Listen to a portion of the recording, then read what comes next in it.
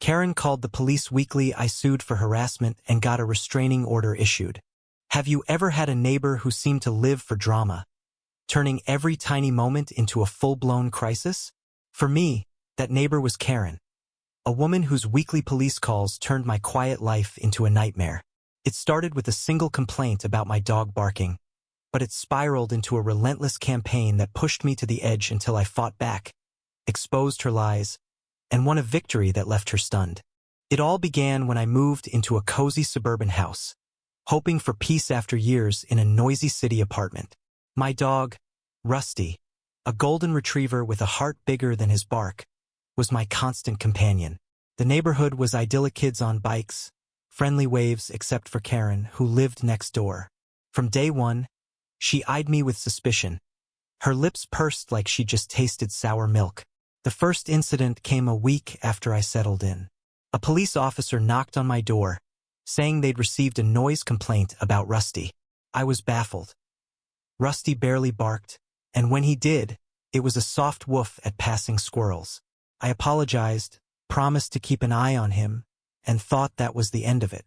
But it was only the beginning. Karen's complaints escalated.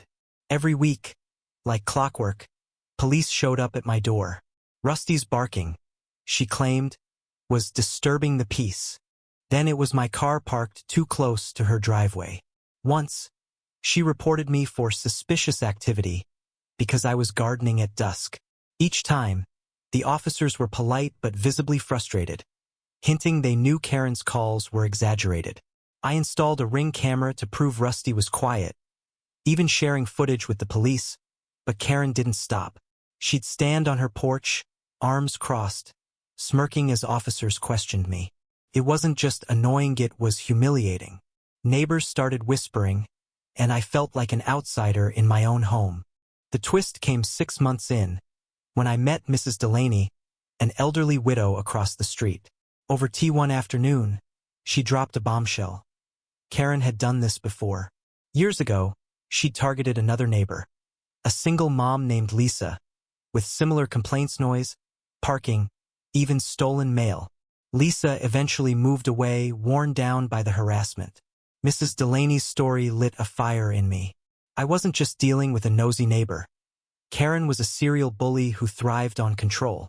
That night, I started documenting everything: every police report, every interaction, every smug glance.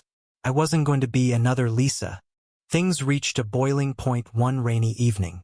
I was hosting a small dinner party, just 3 friends, when blue lights flashed outside. Karen had called the police again, this time claiming I was throwing a wild party with illegal substances. My friends were mortified as officers searched my home, finding nothing but lasagna and board games. One officer, Officer Ramirez, pulled me aside.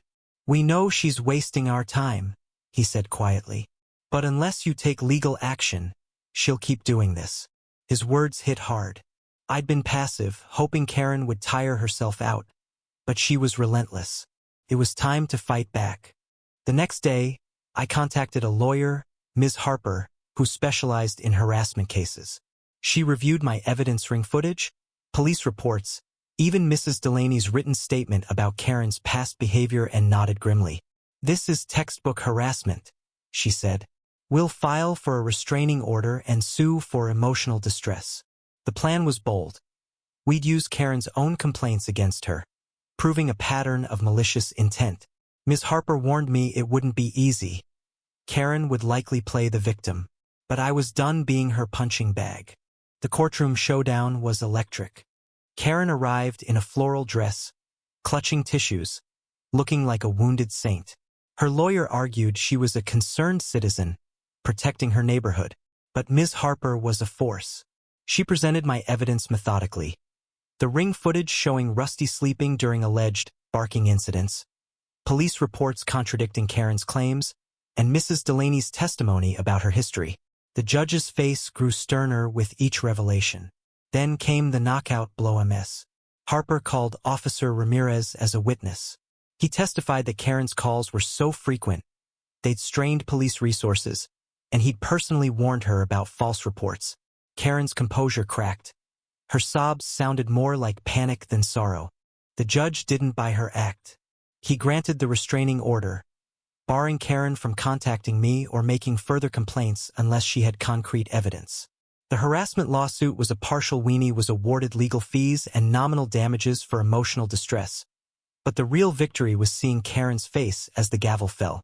Her smugness was gone, replaced by a mix of shock and fury. She'd built her little empire on lies, and it had crumbled in public. As I left the courtroom, Mrs. Delaney squeezed my hand.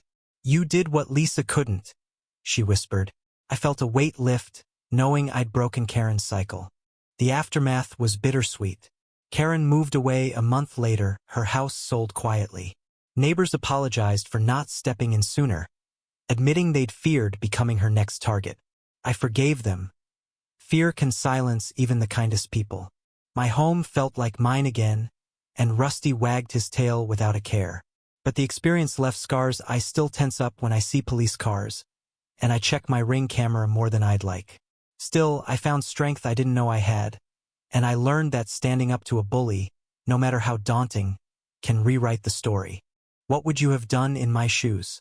Would you have confronted Karen early, or waited like I did? Share your thoughts. There's no right answer, but every perspective matters.